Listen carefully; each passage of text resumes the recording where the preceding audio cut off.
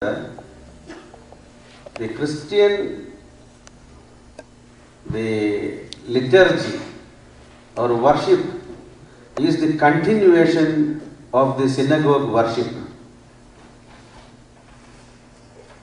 Like in the Old Testament, we can see the synagogue worship. They worshipped God in two ways. We are just following the same method, the same methodology. What was that two method? One is the antiphonal method. Antiphonal method means chanting a song, a stanza alternately, or singing a stanza alternately. അൻപടയോടെ നിൻവാതിൽ എന്നുള്ളത് ആണുങ്ങൾ പാടുമ്പോൾ അലിയോട് ശിക്ഷിച്ചടിയാരെ എന്നുള്ളത് സ്ത്രീകൾ പാടും. So you are singing the same melody alternately. That method of singing is known as the antiphonal method. And the second type of method is the responsorial method. What is the responsorial method? Somebody chant or reads and the congregation responds with responses and ends in Amen. For example, if you read the 136 Psalm, you can see there is a response. അവന്റെ ദയ എന്നേക്കുമുള്ളത്. That is a response. യഹോവയ്ക്ക് സ്തോത്രം ചെയ്യുവാൻ അവൻ നല്ലവനല്ലോ, അവൻ congregation ഏറ്റുവല്ലോ, അവന്റെ ദയ എന്നേക്കുമുള്ളത്. ചെങ്കടൽ നടത്തിയവന് അവന്റെ ദയ എന്നേക്കുമുള്ളത്. മന്ന തന്നവന് അവന്റെ ദയ എന്നേക്കുമുള്ളത്. പാറയിൽ നിന്ന് വെള്ളം തന്നവന് അവന്റെ ദയ എന്നേക്കുമുള്ളത്. ദൈവമേ നീ പരിശുദ്ധനാകുന്നു, ബലവാനേ നീ പരിശുദ്ധനാകുന്നു നിങ്ങൾ ചൊല്ലി. ജനം പറയുന്നു ആമേൻ. അപ്പോ റെസ്പോൺസ് ഇല്ലാതെയുള്ളതായ ഒരു ലിറ്റർജി നമ്മുടെ സുറിയാനി ആരാധനയിൽ ഇല്ല. അപ്പൊ ഈ രണ്ട് മെത്തേഡും യഹൂദന്മാരുടെ സിനഗോഗ് വർഷിപ്പിന്റെ കണ്ടിന്യൂവേഷൻ ആയിട്ടാണ് സഭ ആദ്യകാലത്ത് എടുത്തത്. നമ്മുടെ ആരാധനയുടെ വർഷിപ്പിന്റെ ക്രമം, നമ്മുടെ ആരാധനയുടെ പാട്ടുകളെല്ലാം വയ്ക്കുവാൻ കാരണവും ഇത് തന്നെയാണ്. കർത്താവായ യേശു ക്രിസ്തു വർഷിപ്പ് ചെയ്തതായ ഒരു method, Jesus Christ worshipped in the same rabbinic worship or the synagogue worship. അതെങ്ങനെയാണ്? വായിക്കുന്നു, ജനം റെസ്പോൺസ് കൊടുക്കുന്നു. ആ മെത്തേഡിൽ തന്നെ കർത്താവ് എങ്ങനെ ആചരിച്ചുവോ ആ മെത്തേഡ് തന്നെ ക്രിസ്തീയ സഭ പിന്നീട് എടുക്കുകയായി. So Jesus Christ instituted the Eucharist in his last upper that day. So at that time, the same time he instituted the liturgical music also. എന്താണ് ഉദാഹരണം? യേശുവും ശിഷ്യന്മാരും സ്തോത്രം പാടിയ ശേഷം ഒലിവുമലയിലേക്ക് പോയി. അപ്പവീഞ്ഞുകളെടുത്ത് ശിഷ്യന്മാർക്ക് കൊടുത്തിട്ട് അവരെന്ത് ചെയ്തു? കഴിഞ്ഞിട്ട് ഇറങ്ങിപ്പോവല്ലായിരുന്നു. പിന്നെയോ സ്തോത്രം പാടി. അപ്പൊ യേശുവും ശിഷ്യന്മാരും പാടിയ രീതിയിൽ ക്രൈസ്തവ സഭ എന്ത് ചെയ്യുന്നു? ലിറ്റർജിയിൽ പാട്ട് പാടുന്നു. നമ്മുടെ ഈ ലോകത്തിലെ ഒരു സഭയും പാട്ടില്ലാത്തൊരു സഭയില്ല. പറയുന്ന ആരാധനാക്രമം എന്ന് പറയുന്നത് കേരളത്തിലെ ദക്ഷിണ മേഖല CSI സഭയിലല്ലാതെ വേറെ ഒരിടത്തും സെഡ് ലിറ്റർജി എന്ന് പറയുന്നതില്ല. എല്ലാം ചാൻഡ് ആയിട്ടാണ്. പിന്നെയുള്ളത് വേർപാട് സഭക്കാരാണ്, ഈ പെന്തിക്കോസ്തുകാരെ പോലെയുള്ളവർ. അവർക്ക് പാട്ടൊന്നും വലിയ പ്രശ്നമൊന്നുമില്ല. നമുക്കതല്ല. നമുക്ക് നല്ല എല്ലാ എപ്പിസ്കോപ്പൽ സഭകളുടെയും ആരാധനാക്രമത്തിന്റെ ഒരു ഭാഗമാണ് ചാൻഡിങ്. നമ്മൾ വർത്തമാനം പറയുകയല്ല. പാപപരിഹാരം നൽകുന്നവനും വെടിപ്പാക്കുന്നവനും ഞങ്ങളുടെ നന്മകളെ ക്ഷമിക്കുകയും തുറച്ചു നീക്കുകയും ഓർക്കാതിരിക്കുകയും കർത്താവേ എന്നല്ല പറയുന്നത്. ഒരു ചാൻഡിലാണ്. പിതാവിനും പുത്രനും പരിശുദ്ധാത്മാവിനും സ്തുതി. ഒരു മ്യൂസിക്കാണ്. ദൈവമേ നീ പരിശുദ്ധനാകുന്നു. അച്ഛൻ ഏത് പിച്ചിൽ ചൊല്ലുന്നു, ജന ആ പിച്ചില് അത് റെസ്പോണ്ട് ചൊല്ലുന്നു. ഇങ്ങനെ ആരാധന എന്ന് പറയുന്നത് സംഗീതത്തിന്റെ നിറവായിട്ടാണ് നമ്മുടെ ആരാധനാക്രമം നിൽക്കുന്നത്. ഇത്രയും ആരാധന മനോഹരമായിരിക്കുന്ന സംഗീതമുള്ള വേറെ ഒരു സഭയും ഇല്ല നമ്മൾ അഭിമാനിക്കും. ഏറ്റവും നല്ല ആരാധന ആരുടെയാണ്? നമ്മുടെയാണ്. ഏറ്റവും മോശമായി ആരാധിക്കുന്ന ആരാണ്? നമ്മളാണ്. അല്ലേ? നമ്മളിങ്ങനെ ശീലിച്ചു പോയി. നമുക്ക് നല്ല പാട്ട് കേൾക്കുന്നത് വലിയ ബുദ്ധിമുട്ടാണ്. നല്ല ഒരു ഹാർമണിയിൽ ഒരു പാട്ട് കേട്ടേ ഇതെന്ത് പാട്ടാന്ന് പറയും, വൃത്തികേട്. ഇങ്ങനെ കുഴഞ്ഞു നിന്ന് ഇങ്ങനെ ഒരാൾ പറയുമ്പോൾ അടുത്ത ആൾ ഇങ്ങനെ ഒരാൾ ഫുൾ സ്റ്റോപ്പ് ഉണ്ടെങ്കിൽ അടുത്ത ആൾക്ക് അന്നേരം തുടങ്ങണം. അങ്ങനെയാണ് ശീലിച്ചു പോയി. ഇതല്ല, നമ്മളെ പോലെ ഇത്രയും ആരാധനയ്ക്ക് പ്രോമിനൻസ് കൊടുക്കുന്ന ഈ സഭ ഇത്രയും കാലവും പിടിച്ചു നിന്ന് ഈ ആരാധനയുടെ പച്ചയിലാണ്. അത്ര മനോഹരമായിരിക്കുന്ന ഒരു ആരാധനയുടെ ജീവൻ കൊടുക്കുന്നതാണ് സംഗീതം. നമുക്കറിയാം, ഈ പ്രകൃതിയിലേക്ക് നോക്കിക്കേ. You look at this nature, you can see the nature's symphony. The nature's music is the power that behind this nature, like a playback music in a film. അല്ലേ? കള്ളൻ നടന്നു വരുന്ന സമയത്ത് ഒരു പ്ലേബാക്ക് മ്യൂസിക് കൊടുക്കും. ടം ടം ടം ടം ടം ടം ടം. ആ കള്ളൻ നടന്നു വരുവാൻ നമുക്ക് മനസ്സിലാകുന്നു കക്കാൻ പോവാണ്. ആ പുറകിലെടുക്കുന്ന മ്യൂസിക് ഇല്ലെങ്കിൽ നമുക്ക് സിനിമ കണ്ട ഒരു സുഖമില്ല. ശരിയല്ലേ? അമ്മയമ്മ മകളെ വഴക്ക് പറയാൻ നേരത്തെ എന്ത് ചെയ്യുന്നു? മരുമകള് ഒരു മ്യൂസിക് ബാക്ക് കൊടുക്കുന്നു. ഇത് സംഭവിക്കാൻ പോകുന്നതാണ്. ഈ മ്യൂസിക് തന്നെ പറഞ്ഞു കൊടുക്കും. അടി കൊടുത്തു, ചോ അടി, താഴെ ഇട്ടു, ആള് താഴെ ഇട്ടു. അമ്മായിയമ്മ മരുമ കൊണ്ടിട്ട് വീർപ്പിച്ച് കൊടുത്തു, താഴെ. അപ്പൊ ഈ മ്യൂസിക്കാണ് സിനിമയ്ക്ക് ജീവൻ കൊടുക്കുന്നതെങ്കിൽ മ്യൂസിക്കാണ് ഈ പ്രകൃതിക്ക് കൊടുക്കുന്നത്. ആരാ കൊടുക്കുന്നത്? You go and here, give your ear to the nature. You can hear the nature's symphony. What is symphony?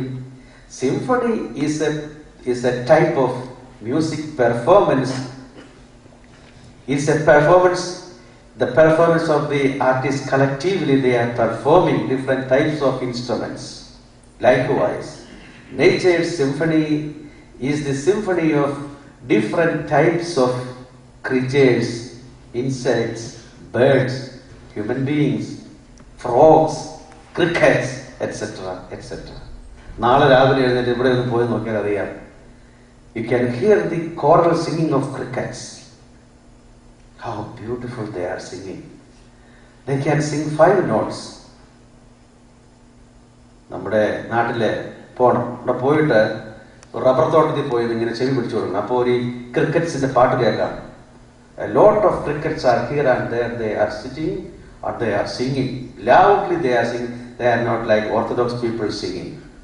You are not singing. You are crying and some murmuring, oh, like that. No, crickets are singing loud. Da da da da da da da da da da da da da.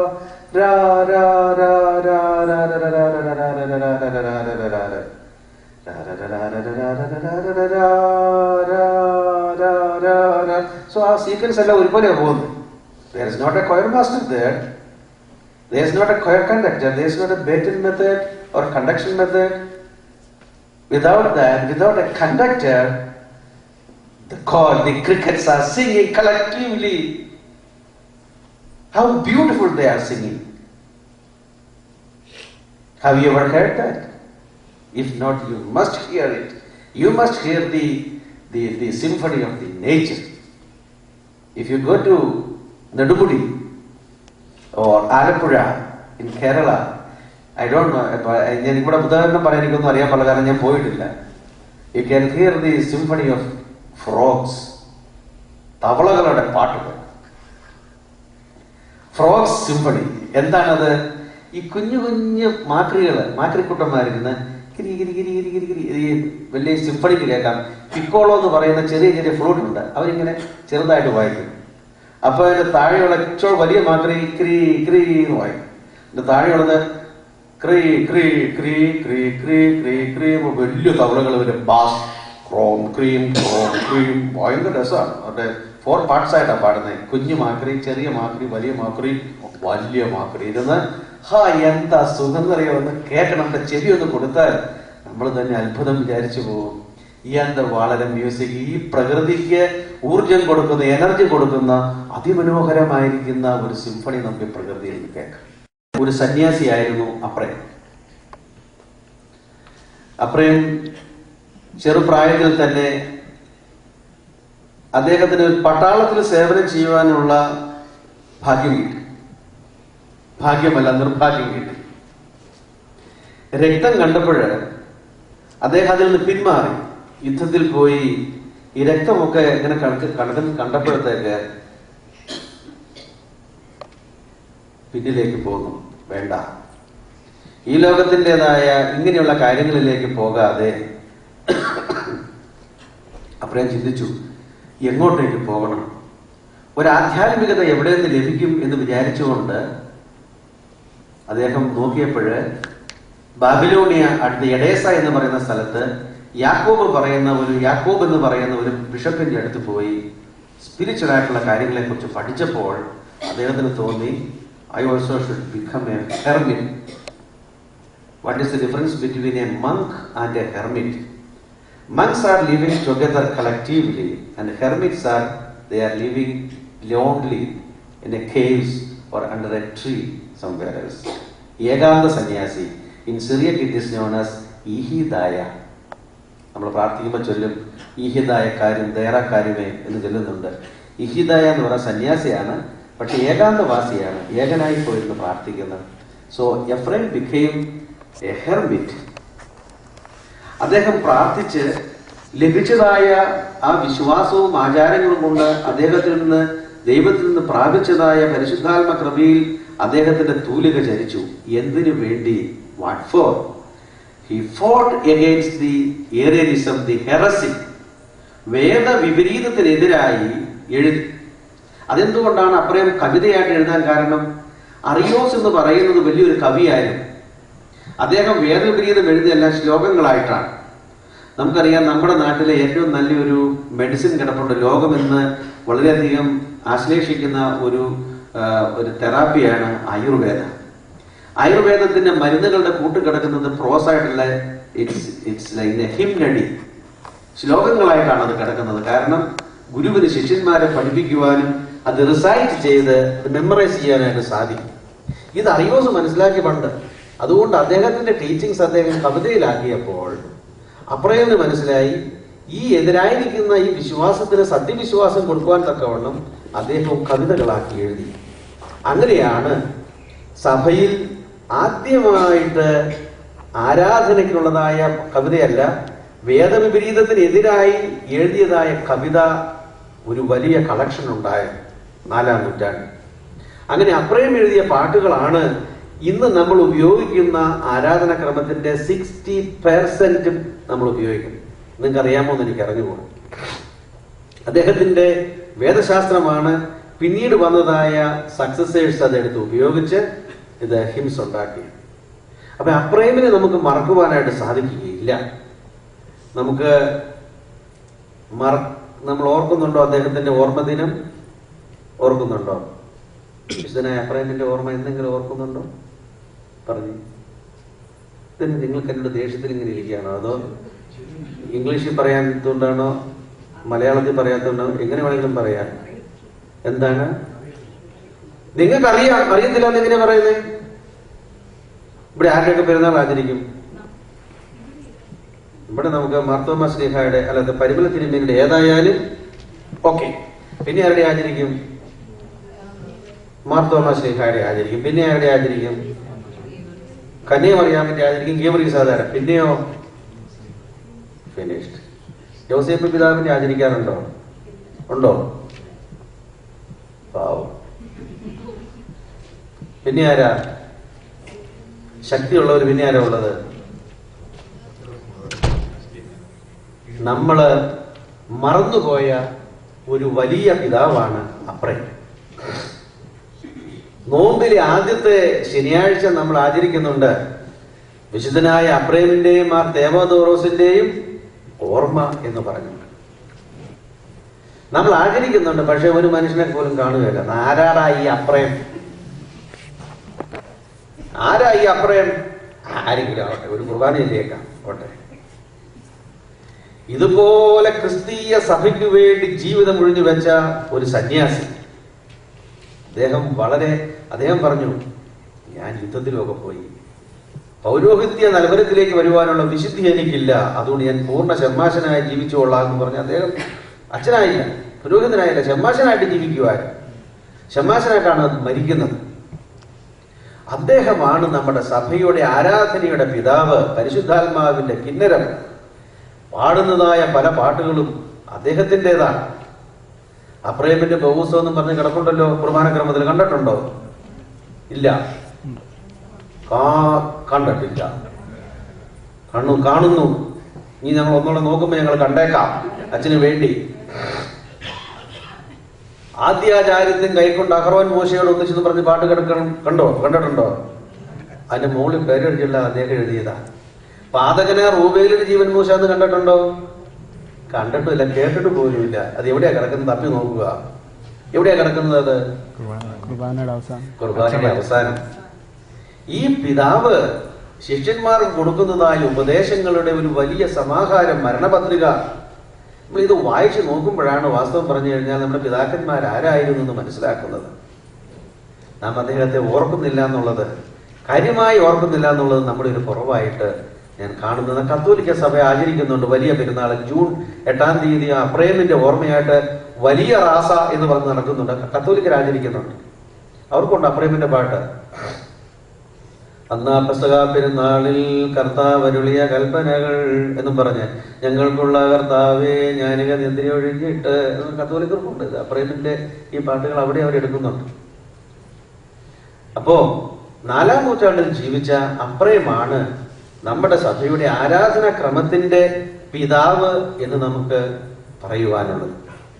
രണ്ടാമത്തെ പിതാവാണ് വിശുദ്ധനായ യാക്കോബ്. നിങ്ങൾ എവിടെയെങ്കിലും കണ്ടിട്ടുണ്ടോ യാക്കോബ് എന്ന്? കേട്ടിട്ടേ ഇല്ല. ഒരു യാക്കോബിനെ കുറിച്ച് നാട്ടിൽ നിന്ന് പോരാൻ നേരത്ത് അപ്പുറത്തെ കരോട്ട വീട്ടിലെ യാക്കോബിനെ കുറിച്ച് കേട്ടിട്ടുണ്ട്. നമ്മുടെ കുർബാന ക്രമത്തിൽ നോക്കി ആരാധന ക്രമത്തിൽ കണ്ടിട്ടില്ലേ യാക്കോബിനെ? ഉണ്ടോ? പിന്നെ നിങ്ങൾ മിണ്ടാതിരിക്കുന്നത്? നിങ്ങളുടെ മുഖത്ത് നോക്കിയിട്ട് എന്നോട് എന്റെ പിണക്കം പോലെ നിർത്താനായിട്ടാണോ? ഞാൻ നിർത്തിയേക്കാം, ഇപ്പം തന്നെ നിർത്തിയേക്കാം. ഉടനെ ഒരു 2 പിതാവിനെ കൂടി ഒന്ന് ചെറുതായിട്ട്. നിങ്ങളുടെ സമയം എനിക്കറിയാൻ പാടില്ല. ഇവിടുത്തെ ജിയോഗ്രഫി അറിയാൻ പാടില്ല, തിയോളജിയും ഫിസിയോളജിയും സൈക്കോളജിയും ഒന്നും എനിക്ക് അറിയാൻ പാടില്ല. എപ്പോഴാണ് നിർത്തേണ്ടത് പോലും എനിക്ക് അറിയാൻ പാടില്ല. നിങ്ങൾ ക്ഷമിച്ചിരുന്നേരം ഇപ്പം നിർത്തിയേക്കാം. യാക്കോബെന്ന് കേൾക്കണം, കേട്ടിട്ടില്ലെങ്കിൽ കേൾക്കണം. നമ്മുടെ കുർബാനക്രമത്തിലും നമ്മുടെ എല്ലാ ക്രമങ്ങളിലും കാണാൻ യാക്കോബിന്റെ ബഹൂസം എന്ന് കണ്ടിട്ടുണ്ട്. ആരാണ് യാക്കോബ്? അപ്രേമിന്റെ ശിഷ്യനായിരുന്ന സെറൂഗ് എന്ന് പറയുന്ന സ്ഥലത്ത് ജീവിച്ച ഒരു വലിയ വിശുദ്ധനായ പിതാവായിരുന്നു യാക്കോബ്. അദ്ദേഹമാണ് സെറൂഗിലെ യാക്കോബ്. യാക്കോബ് മൽപ്പാൻ എന്ന് നമ്മൾ പറയുന്നത്. കഷ്ടതകൾക്കായി വന്നോനെ. കണ്ടോല്ലോ, ഇത്ര മനോഹരമായിരിക്കുന്ന പാട്ട് എഴുതിയേക്കുന്നതിന് മുകളിൽ എഴുതിയിട്ടുണ്ടാവും യാക്കോബിന്റെ ബഹൂസം. അപ്രേമിനെ പോലെ തന്നെ കവിതകൾ എഴുതിയ ഒരു പിതാവാണ്. എന്ത് കവിതയാണ് എഴുതിയത്? ഇവരെഴുതിയ 2-3 കവിതകളെ നിങ്ങളൊന്ന് പരിചയപ്പെടുത്തി തരാം. നിങ്ങൾ പുസ്തകം വായിച്ചു നോക്കും, പ്രത്യേകിച്ചും കഷ്ടാനുഭാഷയുടെ പുസ്തകമൊക്കെ വായിച്ചു നോക്കുമ്പോൾ ഇതിൽ ചില വാക്കുകൾ കാണും. ഇത് എന്താണ്, തേങ്ങയാണോ വാഴക്കയാണോ നമുക്ക് അറിയാൻ പാടില്ല. അതൊന്ന് നോക്കാം നമുക്ക്. പോകുന്ന സമയത്ത് മദറോശോ എന്ന് പറഞ്ഞ് കാണും. മദറോശോ കണ്ടിട്ടുണ്ടോ? എവിടെയെങ്കിലും അങ്ങനെ ഒരു വാക്ക് കേട്ടിട്ടുണ്ടോ? മദറോശോ എന്ന് കണ്ടിട്ടില്ലെങ്കിൽ നിങ്ങൾ കുർബാന ഈ കഷാന ഭാഷ നോക്കിയാൽ കാണാം. ഓരോന്ന് വായിച്ചു നോക്കുമ്പോഴും മദറോശോ എന്ന് എഴുതിയിട്ടുണ്ട്. കല്യാണത്തിന്റെ അതിനകത്തതില്ല, ശവസംസ്കാരത്തിന്റെ അതിനകത്തുണ്ട്. നമുക്ക് കാണാം മദറോശോ. മദറോശോ എന്ന വാക്കിന്റെ അർത്ഥം മദ്രസ. അറബികളുടെ മദ്രസ എന്ന് കേട്ടിട്ടുണ്ടോ? അത് തന്നെയാണ് മദറോശോ. ടീച്ചിങ്, സ്കൂൾ, പഠിപ്പിക്കുക, ഉപദേശം കൊടുക്കുക, ആധ്യാത്മിക ഉപദേശങ്ങളാണ് ഈ മദ്രസയിൽ കിടക്കുന്നത്. അപ്പൊ മദ്രസ എന്ന് കൊണ്ടു കഴിഞ്ഞാൽ എഴുതിയ കവിതയുടെ ഒരു പേരാണ് മദ്രസ. രണ്ടാമത്തെ സെക്ഷനാണ് മെമ്രാകൾ. മെമ്ര നിങ്ങണ്ട് കണ്ടിട്ടുണ്ടല്ലോ നമ്മള്, ഇല്ലേ? കണ്ടിട്ടില്ല? നിങ്ങൾ എന്നതാ കണ്ടിട്ടുള്ളത്? കേട്ടിട്ടുണ്ട്. വളരെ സന്തോഷം. ഇവിടുത്തെ നമ്മുടെ നാട്ടിൽ നിന്ന് പോകുന്നതുകൊണ്ട് നാട്ടിലെ ട്യൂബ്ലൈറ്റിന്റെ ബുദ്ധി പോലെ പെട്ടെന്ന് തെളിയുകയാണ്. ഇങ്ങനെ മിന്നി മിന്നി മിന്നി അവസാനം തെളിയുള്ളൂ. എന്താ പറഞ്ഞേ?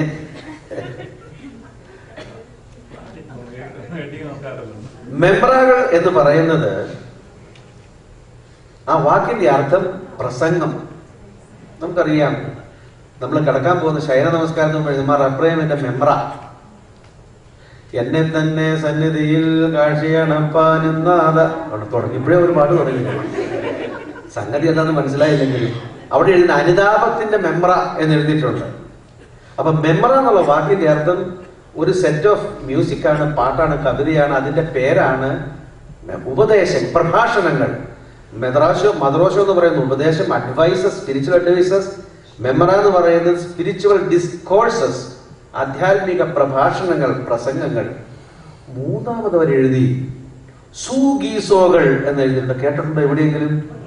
കേട്ടിട്ടേ ഇല്ല, കണ്ടിട്ടുണ്ട്. എന്താ ഈ സൂഗീസോ? ഞാൻ പറഞ്ഞു തന്നോട്ടെ? പറഞ്ഞോളൂ. വിരോധം ഇല്ലല്ലോ അച്ഛാ? ഇത്രയും ഞങ്ങൾക്ക് ഗ്രഹിക്കാനുള്ള ശക്തി ഇപ്പോൾ ഇല്ല എന്ന് തോന്നുന്നില്ലല്ലോ? എനിക്ക് നിങ്ങളുടെ മുഖം കണ്ടപ്പോഴെനിക്ക് മനസ്സിലായി. ഞാൻ നിൽക്കും. സൂഗീസോ എന്ന് പറഞ്ഞ അനുബന്ധ ഗാനമല്ല, അതാരോ എഴുതി വെച്ചേക്കുന്നത്. That is wrong. അത് ഞാൻ പറഞ്ഞു, അത് റോങ്ങാന്നായി പറയുന്നത്. അത് തോന്നുന്നവർ തോന്നുന്നൊക്കെ എഴുതി വെക്കും. സൂഗീസോ എന്ന് പറയുന്നത്, നിങ്ങൾ കല്യാണത്തിന്റെ പാട്ട് നോക്കണം. സഭയാം തിരുസഭയാമീ ഞാൻ അത്യുന്നതനുടെ മണവാട്ടി. എന്താ, എന്തിനെയോ കുറിച്ച് പരാമർശിക്കുന്നു, ഉള്ളതല്ല, ഇല്ലാത്ത കാര്യം പറയുന്നത്. സഭ പറയുന്നു, കർത്താവിന് പറയുന്നു, ഞാൻ നിന്റെ മണവാട്ടി എന്ന്. സഭ എങ്ങനെ പറഞ്ഞോ? പറഞ്ഞിട്ടില്ല. പിന്നെ എന്താ? ഇതൊരു കവിഭാവനയാണ്, ആലങ്കാരികമായി അവതരിപ്പിക്കുക. നിങ്ങൾ ദുഃഖവെള്ളിയാഴ്ച കണ്ടു, 2 കള്ളന്മാര് നിന്ന് വാദിക്കുന്നു. ഭൂജാതികളെ വന്നെത്തി തസ്കരനാദം ശ്രദ്ധിപ്പിൻ. അതിന്റെ മുകളിൽ നോക്കി കാണാം സുഖിസോ. ആലങ്കാരികമായ ഒരു 2 കള്ളന്മാരെന്ന ഡയലോഗാണ്.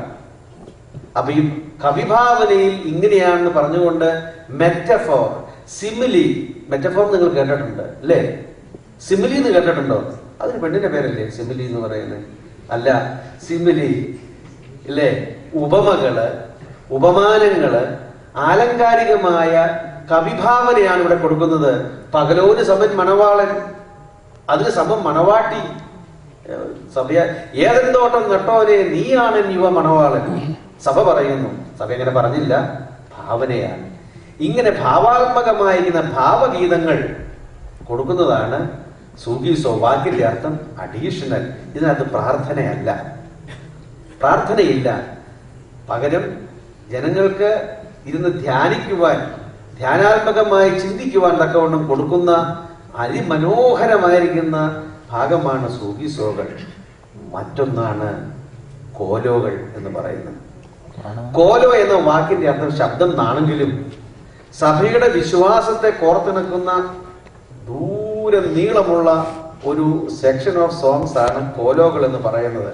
അതിനകത്ത് സഭയുടെ വിശ്വാസ പ്രമാണം പോലെ തന്നെ നമുക്ക് 2-3 വിശ്വാസ പ്രമാണങ്ങളുണ്ട്. ഏതാ അത്? ദൈവമാതാവിനോടുള്ള മധ്യസ്ഥത, പിന്നെ എന്താ നമ്മുടെ വിശ്വാസം? Intercessions saint Mary. 2 എല്ലാ പാട്ടിനകത്തും കോലോകൾക്കകത്ത് ഇത് കാണും. ദൈവമാതാവ്, പിന്നെ എന്താ? പരിശുദ്ധന്മാർ, കമ്മ്യൂണിയൻ ഓഫ് സെയിൻസ്, പിന്നെ വാങ്ങിപ്പോയവരെ കുറിച്ചുള്ള. ഇതില്ലാത്ത ഒരു പ്രാർത്ഥനയില്ല. ഇതടങ്ങുന്നതാണ് കോലോകൾ എന്ന് പറയുന്നത്. അവസാനം ബോവുസോ. ബോവുസോ എന്ന വാക്കിന്റെ അർത്ഥം അപേക്ഷകൾ. അപ്പൊ ഈ പിതാക്കന്മാര് എഴുതിയ കവിതാഭാവങ്ങൾ എന്ന് പറയുന്നത് ഈ ടൈറ്റിൽസിൽ പെടുന്നതാണ്. പരമോന്നതമാം പദമതിലമരും പരനാം ദേവ കൃപ നിറയും നിൻ തിരുനയനത്താൽ സൂക്ഷിക്കണമേ. കത്തോലിക്കര് പാടുന്നത് ഇങ്ങനെയാ പാടുന്നത്. 3ാമത്തെ പിതാവാണ് മാർ ബാലായി. കേട്ടിട്ടുണ്ടോ? ആലപ്പോ, സിറിയയിൽ ആലപ്പോ എന്ന് പറയുന്ന സ്ഥലത്ത് ജീവിച്ചിരുന്ന ഒരു കോറപ്പിസ്കോപ്പയായിരുന്നു Mar ബാലായി. 4th century AD. Mar അപ്രേമിന്റെ ശിഷ്യനായിരുന്നു. അദ്ദേഹവും അപ്രേമിന്റെ ആത്മാവ് ഉൾക്കൊണ്ടുകൊണ്ട് ഇതുപോലെ തന്നെ കവിതകൾ എഴുതിയത് ആരാധനയ്ക്ക് വേണ്ടിയല്ല, പ്രത്യുത എന്താ എഴുതിയത്? വേദവിപരീതങ്ങൾക്കെതിരെ അന്ന് എഴുതിയെങ്കിൽ ഇന്ന് നമ്മൾ എന്തിനു വേണ്ടി ഉപയോഗിക്കുന്നു? നമ്മുടെ സഭയുടെ വിശ്വാസത്തിന്റെ കാതലായിരിക്കുന്ന ഭാഗമായി നാം നമ്മുടെ ആരാധനയ്ക്ക് ഉപയോഗിക്കുന്നു. അപ്പൊ ഞാൻ പിതാക്കന്മാരെ കുറിച്ച് പറഞ്ഞു. മാർ അപ്രേം, മാർ സെരൂഗിലെ മാർ യാക്കൂബ്, ആലപ്പോയിലെ മാർ ബാലായി. ഇനിയൊരു പിതാവിനെ ഞാൻ പറഞ്ഞു തരാം. നിങ്ങൾ കേട്ടിട്ടുണ്ടോ? കൂക്കോയോ എന്ന് കണ്ടിട്ടുണ്ടോ? കേട്ടിട്ടേ ഇല്ല. ഉണ്ട്. നിങ്ങൾ എവിടെയെങ്കിലും നോക്കുമ്പോൾ കൂക്കോയോ എന്ന് കാണും. യജമാനൻ വരുവ നേരത്തു നിന്നുള്ള പാട്ടിന് മുകളിൽ എഴുതുന്നു കൂക്കോയോ. സുന്ദരികളിലതി സുന്ദരി നീ എന്ന് പറഞ്ഞ് കല്യാണത്തിന് ഒരു പാട്ടുണ്ട്. അവിടെ എഴുതിയിട്ടുണ്ട് എന്ത്? കൂക്കോയോ. എന്താ ഈ കൂക്കോയോ? എന്താണ് കൂക്കോയോ? ഇന്നിവിടെ വന്നിരിക്കുന്ന എല്ലാവരും ഇത് മനസ്സിലാക്കി പോകും. ബാക്കി ഇടവേല ആർക്കും ആ ഭാഗ്യം കിട്ടുകയില്ല. നിങ്ങൾക്കത് കിട്ടി. നാളെ വഴിക്ക് വെച്ച് ഒരു സാഹിബ് ചോദിക്കുകയാണ് വാട്ട് യു മീൻ ബൈ കൂക്കോയോ എന്ന് ചോദിച്ചു കഴിഞ്ഞാൽ നിങ്ങൾ അതിന്റെ മറുപടി നാളെ പറഞ്ഞിരിക്കും. കൂക്കോയോ എന്ന് പറയുന്ന വാക്കിന്റെ അർത്ഥം കുശവൻ, പോട്ടർ, പോട്ടുണ്ടാക്കുന്നവൻ. He is known as potter, the one who made pots. That's the word meaning. The etymological meaning is potter. But this is a person, Kukoyo. His full name is Shabaun Kukoyo. Simon the Potter എന്നാണ് അദ്ദേഹത്തിന്റെ പേര്. പാത്രങ്ങൾ ഉണ്ടാക്കുകയായിരുന്നു ജോലി. പക്ഷേ പിതാക്കന്മാരുടെ ഈ കവിതകൾ കണ്ട് അദ്ദേഹം കവിതകൾ എഴുതി. അദ്ദേഹം എഴുതിയതായ കവിതകൾക്ക് പേര് കൊടുത്തിരിക്കുന്നു എന്ത്? കൂക്കോയോ, തൂലിക നാമം. ഇപ്പൊ ഞാൻ എത്ര പിതാക്കന്മാരെ കുറിച്ച് നിങ്ങൾക്ക് പറഞ്ഞു തന്നു. ആരൊക്കെയാണത്? യാക്കോബിന്റെ വീട് എവിടെയാ? എവിടെയാ വീട്? കരോൾട്ടനല്ല, എവിടെയാ? സെറൂഗ്. പിന്നെ മൂന്നാമത്തെ ആളാരാ? അബ്രഹാമിന്റെ വീട് എവിടെയാ? എഡേസ. എഡേസയിലാണ്. അല്ലെങ്കിൽ സുറിയാനി പറഞ്ഞ ഉറഹയാണ് എഡേസ. അപ്പോ എഡേസയിലെ അബ്രഹാം, സെറൂഗിലെ യാക്കൂബ്, ആലപ്പോയിലെ ബാലായി. ഈ കൂക്കോയുടെ വീട് അവിടെ തന്നെയാണ്. ഗഷീർ എന്ന് പറയുന്ന സിറിയക്കടുത്ത് ഗഷീർ എന്ന് പറയുന്ന സ്ഥലത്താണ് അദ്ദേഹത്തിന്റെ വീട്. ഗഷീർ. ഇനി ഒരാളെ കൂടി തൽക്കാലം പറഞ്ഞുകൊണ്ട് അതവന് സ്റ്റോപ്പ് ചെയ്യുക, അല്ലെങ്കിൽ നിങ്ങൾക്ക് വീട്ടിൽ പോകാൻ പറ്റുകയില്ല. എനിക്കിങ്ങനെ പറഞ്ഞുകൊണ്ടിരിക്കാൻ സുഖമാണ്. നേരം വെളുക്കുന്നവരെ പറയാനുള്ള സാധനം അവനാഴി കിടപ്പുണ്ട്. പക്ഷെ നിങ്ങളെ ബുദ്ധിമുട്ടിക്കുന്നത് ശരിയാണോ? ആണോ? അല്ല, ആരെങ്കിലൊന്ന് പറഞ്ഞേ. അല്ല, സന്തോഷം. ഞാൻ പെട്ടെന്ന് നിർത്തിക്കോളാം. ഒരു പിതാവിനെ കൂടി വരച്ച് കാണിക്കുന്നു. നമ്മുടെ കുർബാന തുടങ്ങുന്ന സമയത്ത് കാണാം മാർ സേവേറിയോസിന്റെ മാനീസ എന്ന് കിടപ്പുണ്ട്. കണ്ടിട്ടുണ്ടോ? ഉണ്ട്. ആരാണ് ഇദ്ദേഹം? ഇദ്ദേഹത്തിന്റെ വീട് അന്ത്യോക്യയിലെ മാർ സേവേറിയോസ്, ഇംഗ്ലീഷിൽ പറഞ്ഞാൽ സേവേറിയസ് ഓഫ് ആന്റിയോക്ക്. 6-ാം നൂറ്റാണ്ടിൽ ജീവിച്ച, അന്ത്യോക്യയിൽ ജീവിച്ചിരുന്ന സേവേറിയോസ് പാത്രിയർക്കീസ് ആണ് ഈ പിതാവ്. എന്താ ഇദ്ദേഹം ചെയ്തത്? ഇദ്ദേഹം ഒത്തിരി കവിതകൾ എഴുതി. പ്രത്യേകമായിട്ട് എഴുതിയത് മാതാവിനെ കുറിച്ചാണ്. മെരിയോളജി. നിർമ്മാതാവ് വിശുദ്ധന്മാർ എവിടെ നോക്കിയാലും കാണാം മാർ സേവേറിയോസിന്റെ കവിതയില് മരിയോളജി. കന്യകമറിയാം. ഇപ്പം നമ്മുടെ നാട്ടില് ഈ കർണാടക സംഗീതം പഠിക്കുമ്പോൾ നമുക്കറിയാം. പിന്നെ ത്യാഗരാജൻ ഒന്നേ പറയാനുള്ളൂ, രാമനാരാണ്. ഏത് കവിത നോക്കിയാലും നീതു ചരണമുലൈ രാമ, നീതു ചരണമുലൈ രാമനീതു. അവൻ രാമനെ കുറിച്ചേ പറയാനുള്ളൂ. സേവേറിയോസിന് പറയാനുള്ളത് മറിയമ്മിനെ കുറിച്ചും കർത്താവിനെ കുറിച്ചുമാണ്. അപ്പൊ ഈ പിതാവ് എഴുതിയതായ കവിതകൾക്ക് പറയുന്ന പേരാണ് മാനീസ. മാനീസ എന്ന വാക്കിന്റെ അർത്ഥം അപേക്ഷ എന്ന് മാത്രമാണ്. ഇപ്പൊ ഞാൻ എത്ര പിതാക്കന്മാരെ കുറിച്ച് പറഞ്ഞു? ആരൊക്കെയാണത്? എഡേസയിലെ അബ്രഹാം, സെറൂഗിലെ യാക്കൂബ്, ആലപ്പോയിലെ ബാലായി, ഗഷീർ എന്ന സ്ഥലത്തെ ശമൂൻ കൂക്കോയോ, അന്ത്യോക്യയിലെ മാർ സേവേറിയോസ്. ഈ 5 പിതാക്കന്മാരെ ഞാൻ വരച്ച് കാണിക്കുവാൻ പ്രധാനപ്പെട്ട കാരണം നമ്മുടെ ആരാധനാക്രമത്തിന് ഏറ്റവും കൂടുതൽ നാം ഇന്ന് അവരെഴുതിയതായ അവരുടെ ആധ്യാത്മികതയുടെ നിറവാണ് നാം പാടുകയും കേൾക്കുകയും ചെയ്തുകൊണ്ടിരിക്കുന്നത്. അതുകൊണ്ട് ഈ പിതാക്കന്മാരെ ഒന്ന് വരച്ച് കാണിക്കുന്നു. അവരുടെ മധ്യസ്ഥയിൽ അഭയം പ്രാപിക്കണം. മറ്റുള്ള പിതാക്കന്മാരെക്കാൾ കൂടുതൽ നമ്മുടെ സുറിയാനി സഭയ്ക്ക് ഏറ്റവും കൂടുതൽ പ്രയോജനം ചെയ്ത എഴുതിയിരിക്കുന്ന പിതാക്കന്മാരാണ് ഇവർ 5 പേരും. ഇനി ഒരു 3-4 പേരുടെ താഴെയുണ്ട്. അത് അത്രയും ഇമ്പോർട്ടൻ്റ് അല്ല. ഈ 5 പേരാണ് ഏറ്റവും ഇമ്പോർട്ടൻ്റ് ആയിട്ടുള്ളത്. എൻ്റെ സമയം ഒത്തിരിയായി. നിങ്ങളുടെ സമയവുമായി നിങ്ങൾക്ക് എന്തെങ്കിലും ഒരു സംശയം ചോദിക്കാനുണ്ടെങ്കിൽ ഒരു ചോദ്യത്തിനുള്ള അവസരവും ഞാൻ നിങ്ങൾക്ക് തരികയാണ്. നമ്മുടെ സഭാകവി ചാണ്ടി സാർ എഴുതിയ കവിതകൾ നമ്മൾ ഉപയോഗിക്കാറുണ്ട്. ആ കവി ഈ ഒരു കോണ്ടെക്സ്റ്റിന്റെ ബേസിൽ എഴുതിയ കവിതകളാണോ അതോ അതിനെക്കുറിച്ചൊന്ന് ഉപയോഗിക്കാൻ? സാർ കവിത ഒന്നും എഴുതിയിട്ടില്ല. സാർ ചെയ്തത് തർജ്ജമ ചെയ്തു കൊടുത്തു. കോനാട്ട് എബ്രഹാം അൽപ്പാനും നമ്മുടെ വട്ടക്കുന്നിലെ ബാവയെല്ലാം സുറിയാനിയിൽ നിന്ന് തർജ്ജമ ചെയ്തു കൊടുത്ത പ്രോസ് ഈ സുറിയാനി മീറ്ററിൽ കവിതയാക്കിയത് മാത്രമേ ഉള്ളൂ. അപ്പോൾ സാറിന്റെ അല്ല കവിത സുറിയാനിയാണ്. But he made translated and he made his prosody into hymnody. പാട്ടാക്കി ഹിംസാക്കി അത് മാത്രമേ ചെയ്തോളൂ. So there is no any contribution because the theology is not his. പറഞ്ഞു വെച്ചാൽ നമ്മളിപ്പം സീറോ മലബാർ അറബള്ളി പോയാലും നമ്മുടെ പാട്ടുകൾ സ്ലൈറ്റ് വേരിയേഷൻസ് ഉണ്ടെങ്കിൽ തന്നെ അവർക്ക് നമ്മുടെ പാട്ടുകൾ തന്നെയാണ് പകുതി അവർ ചൊല്ലുന്നത്. അപ്പം ഞാനത് അതിനെക്കുറിച്ച് ആലോചിച്ചിട്ടുണ്ട്. കാര്യം നമ്മുടെ സഭ എഴുതിയിട്ടുള്ള പാട്ടുകളാണെങ്കിൽ അവരെങ്ങനെ ചൊല്ലുന്നത് ഞാനിങ്ങനെ അവരുടെ അന്നേരം വേറൊരു ടൈപ്പാണ്. ഇപ്പൊ അന്ന് പെസഹ പെരുന്നാളിൽ അത് അവര് ട്രാൻസ്ലേറ്റ് ചെയ്ത ഈസ്റ്റ് സിറിയക്കിൽ നിന്നും ട്രാൻസ്ലേറ്റ് ചെയ്തതാണ്. സിറിയാനി 2 തരത്തിലുണ്ട്, വെസ്റ്റ് ആൻഡ് ഈസ്റ്റ്. അപ്പം പിതാവ് ആദ്യം എഴുതിയത് ഈസ്റ്റ് സിറിയക്ക് തന്നെയാണ്. നമ്മുടെ നാട്ടിലും ഈസ്റ്റ് സിറിയക്കായിരുന്നു. അതിന്റെ വ്യത്യാസമുള്ളൂ. ഈസ്റ്റ് സിറിയക്കും വെസ്റ്റ് സിറിയക്കും ഉണ്ട്. ഈസ്റ്റ് സിറിയക്കാണ് കത്തോലിക്കർ ഉപയോഗിക്കുന്നത്, നമ്മൾ ഉപയോഗിക്കുന്നത് വെസ്റ്റ് സിറിയക്ക്. ഈസ്റ്റ് സിറിയക്കും വെസ്റ്റ് സിറിയക്കുമുള്ള വ്യത്യാസത്തിലുള്ള വെസ്റ്റ് സിറിയക്കിലെ ഓ എന്ന് പറയുന്ന വവ്വലുണ്ട്, ഈസ്റ്റ് സിറിയക്കിൽ അതില്ല. അപ്പം അവര് പറയും റൂഹ കാദീഷ താലഹ. നമ്മൾ ശുഭഹോ ലാമോ ലബറോവൽ റൂഹോ കാദീഷോ എന്ന് പറയുമ്പോൾ ശുഭഹാലാവാലവറവൽ റൂഹ കാദീഷ ഉണ്ടല്ലേ. ഈസ്റ്റും വെസ്റ്റുമായിട്ടുള്ള വ്യത്യാസം ഈ പ്രൊനൗൺസിയേഷനുള്ളതായ വ്യത്യാസമാണ്. അത് ട്രാൻസ്ലേറ്റ് ചെയ്ത് അവരുടേതായിരിക്കുന്ന ഒരു മലയാളം കവിത അവരുണ്ടാക്കിയത് മാത്രമേ ഉള്ളൂ. നമുക്ക് ഈ രീതിയിൽ പഴയ വേറെ ട്രാൻസ്ലേഷൻ ഉണ്ടായിരുന്നു, അതിന്റെ റീട്രാൻസ്ലേഷൻ വട്ടശ്ശേരി തിരുമേനിയുടെ കാലത്ത് ഒരു ട്രാൻസ്ലേഷൻ ഉണ്ടായിരുന്നു. അവിടുന്ന് വേറെ ട്രാൻസ്ലേറ്റ് ചെയ്ത് റീഫോം ചെയ്തതാണ് ചാണ്ടി സാറിന്റെ. ഈ കവിത ഭംഗം മാറ്റാൻ തക്കവണ്ണം സാറിന്റെ ഒരു വലിയ കോൺട്രിബ്യൂഷനകത്ത്. അതുകൊണ്ട് മർത്തോമ സഭയുടെ ഇതിനകത്ത് പോയാലും നമുക്കറിയാം അത് അവരുടെ ട്രാൻസ്ലേഷനാണ്. കല്യാണത്തിന് പാട്ട് ജാതിയൻ പുത്രി നീയേ സുന്ദരി ബഹുസുന്ദരി എന്ന് കേൾക്കുമ്പോൾ നമുക്ക് തോന്നുന്നൊരു കല്ലുകടി പോലെ. അത് നമ്മുടെ സുന്ദരികളിൽ അതിസുന്ദരി നീ ജാതികളിൻ ആ കവിതയുടെ മാത്രാഭാഗം മാറ്റി സാർ അത് വളരെ ഭംഗിയാക്കി ഒരു കവിതയാക്കി തന്നതാണ്. അതിനുള്ള tune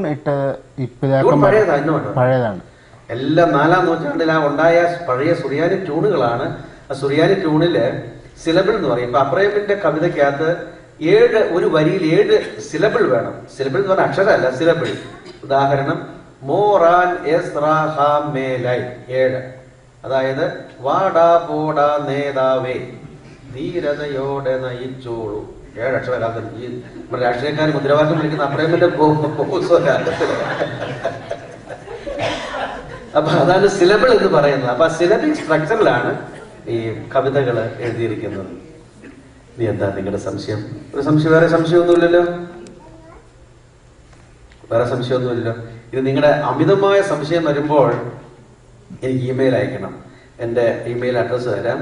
FRMP George, Father MP George, FRMP George 47, ഓർക്കാൻ എളുപ്പമുണ്ട്, ഇന്ത്യ സ്വതന്ത്രമായ വർഷം 47yahoo.com. സംശയം വരുമ്പോൾ ഒരു ഇമെയിൽ സന്തോഷമായിട്ട് അയച്ചേക്കാം. അതിന്റെ മറുപടി സന്തോഷമായിട്ട് തിരിച്ചു വരുന്നതായിരിക്കും. അത്രയേ ഉള്ളൂ. ദൈവം തമ്പുരാൻ. ഒരു ക്വസ്റ്റ്യൻ, നമ്മുടെ സഭയിലെ ഓരോ രാഗങ്ങളുണ്ടല്ലോ, 7 രാഗങ്ങൾ, 8 രാഗങ്ങൾ, അതിനെക്കുറിച്ച് ഒന്ന് അറിയിച്ചു ബ്രീഫായിട്ട്. രാഗം എന്ന് പറയുന്നത് നമ്മുടെ ഈ കർണാടക സംഗീതത്തില് ഒരു പാട്ട് നമുക്ക് കേൾക്കുമ്പോൾ ഇന്ന രാഗമാണ്. ഉദാഹരണം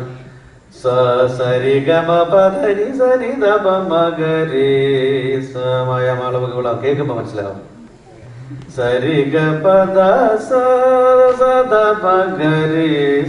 മോഹന രാഗമാണ്, കേൾക്കുമ്പോ മനസ്സിലാവും. ഹംസധ്വനി.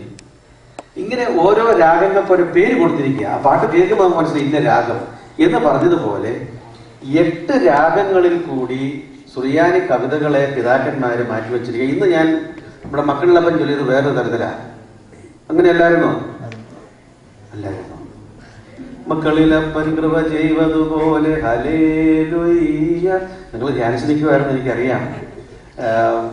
അത് ഒരു രാഗമാണ്. അപ്പോൾ ഒരു മെലഡിക്ക് 8 രാഗങ്ങൾ, 8 ഡിഫറെന്റ് കളേഴ്സ്. അത് ഈ മൊണോട്ടണി ഒഴിവാക്കാനായിട്ടാണ് 8 രാഗങ്ങൾ കൊടുക്കുന്നത്. ഈ രാഗം നിങ്ങൾക്ക് മനസ്സിലായില്ല അല്ലേ? ക്ലിയർ ആക്കി തരട്ടെ? അപ്പൊ വീട്ടിൽ പോകാൻ പറ്റുകയല്ല, സാരമില്ല. ഇത്രയും ഊർജ്ജസ്വലമുള്ള ഒരു ജാതി ഞാൻ ആദ്യമായിട്ടാണ് എൻ്റെ ജീവിതത്തിൽ കാണുന്നത്. വീട്ടിൽ പോകാൻ ഞങ്ങൾക്ക് ഇഷ്ടമില്ല, പ്രസംഗം കേട്ടാൽ മതി എന്ന് പറയുന്നവർ ആദ്യമായിട്ടാണ്. നിങ്ങളെ ദൈവം അനുഗ്രഹിക്കട്ടെ എന്ന് പ്രാർത്ഥിക്കുക.